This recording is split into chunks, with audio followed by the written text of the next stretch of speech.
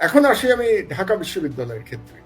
সেটা সেটা হলো যে প্রথমেই বলে রাখি যে হত্যাকাণ্ড, যে মব লিঞ্চিং ওখানে হয়েছে, সেটা নির্মম, নৃশংস এবং খুবই হৃদয় বিদারক ঘটনা। এটা সহ্য করা যায় না এরকম কোনো ঘটনা।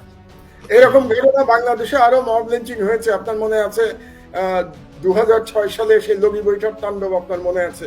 টেলিভিশন ক্যামেরার সামনে আমরা মব লিঞ্চিং দেখেছি বাংলাদেশে, কিন্তু সেটারও কোনো বিচার হয় নাই। আসলে এই বিচারহীনতার থেকেই এই মব লিঞ্চিং শুরু। কিন্তু আমার এই ঘটনাটা নিয়ে কতগুলো বেসিক প্রশ্ন আছে। প্রশ্নটা হলো, আমি যতদূর পড়েছি, আপনারাও নিশ্চয়ই পড়েছেন, যে তোফাজ্জল তিনি মানে তার মস্তিষ্কে সমস্যা ছিল এবং তিনি ভালো ছাত্র ছিলেন, কিন্তু অনেকদিন ধরে আর লেখাপড়া করেন না এবং একাই থাকেন, তার পরিবারে কেউ নেই এবং তার চিকিৎসা হয় নাই, তার মস্তিষ্কের চিকিৎসা হয় নাই, কারণ তার আত্মীয় স্বজন নাই, তার অর্থনৈতিক সঙ্গতি নেই। তিনি মানুষের কাছ থেকে চেয়ে চিনতে খেতেন এবং খুবই মানে মায়া লাগলো এটা পড়ে। কিন্তু আমার প্রশ্ন অন্য জায়গায়, যে তার বাড়ি তো যেটা পড়েছি, তার বাড়ি বোধহয় বরিশালের কোনো এক জায়গায়। তিনি ঢাকা বিশ্ববিদ্যালয়ে আসলেন কি করে? তিনি কি একা আসলেন, নাকি তাকে কেউ নিয়ে আসলো? কে নিয়ে আসছে তাকে? এই প্রশ্নগুলো আজ পর্যন্ত আমি কোথাও উত্থাপিত হতে দেখি নাই কোনো মিডিয়াতে। আমরা শুধু ব্যাপারটা নিন্দা করেই চুপ করে আছি, কিন্তু বেসিক কোশ্চেন, যেগুলি খুব গুরুত্বপূর্ণ প্রশ্ন, সেগুলো কেউ বলে নাই। যে এই তোফাজ্জলকে ঢাকা বিশ্ববিদ্যালয়ে আনলো কে, এবং আনার পরে সে হলে ঢুকলো কি করে? তাকে কে ঢুকিয়ে দিল হলের মধ্যে?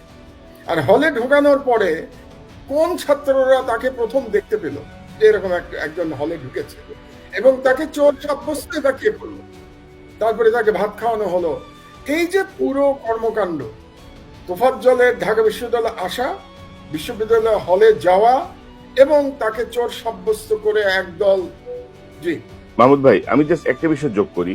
জি এই ঘটনায় যে 4 জন বা 5 জনকে পুলিশ আটক করে জি কোর্টে নিয়ে যায়, জি তাদের জন্য সরকারের পক্ষ থেকে কোনো রিমান্ড চাওয়া হয়নি। তারা সবাই স্বীকার করছে 164 এই ঘটনা ঘটছে, কিন্তু জি। রিমান্ডটা এখানে দরকার ছিল, যে আপনার এই প্রশ্নগুলো মানে জানার এই, জন্য। মানে এই প্রশ্নগুলো তো বেশি গুরুত্বপূর্ণ। আমরা তো সিসিটিভিতেই দেখতে পাচ্ছি যে তারা মেরেছে এবং এটা তো ভাইরাল হয়েছে। সুতরাং অপরাধীদের শনাক্ত করা তো খুব কঠিন না এখানে। কিন্তু যেটা কঠিন, যে প্রশ্নগুলো আমি আজকে উত্থাপন করছি, যেটা আমি এখন পর্যন্ত কোনো মিডিয়াতে দেখি নাই, এবং এটা আপনি সাংবাদিক, সরাসরি সাংবাদিকতা করেছেন, আমি করেছি, ইলিয়াস করেছে, ইয়েও সাংবাদিকতার সাথে জড়িত ছিল, মিনা।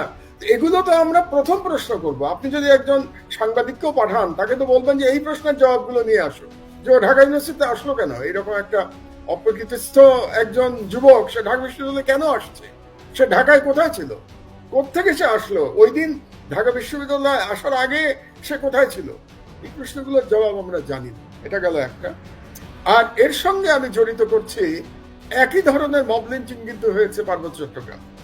পার্বত্য চট্টগ্রামে যে ঘটনা ঘটছে, তার শুরুটা কি করে জানেন তো? ওখানে একটা বাঙালি যুবককে, যার নাম বোধহয় সম্ভবত মামুন, যদি আমি ভুল না বলে থাকি, তাকে চোর সাব্যস্ত করে পাহাড়ি লোকেরা পিটিয়ে মেরেছে, গণপিটিয়ে।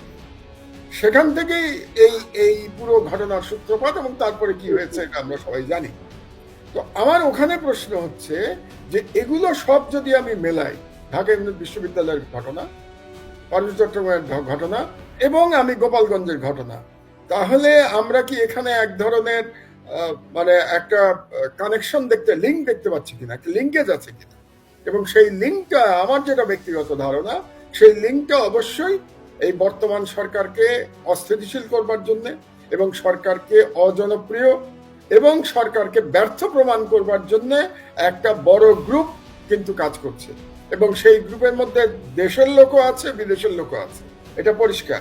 এবং সেই গ্রুপের মধ্যে আপনি যে প্রথমে প্রশ্নটা করেছেন, গোয়েন্দারা, এটা ব্যর্থতা না, গোয়েন্দারা ইচ্ছাকৃতভাবে এটা করছে।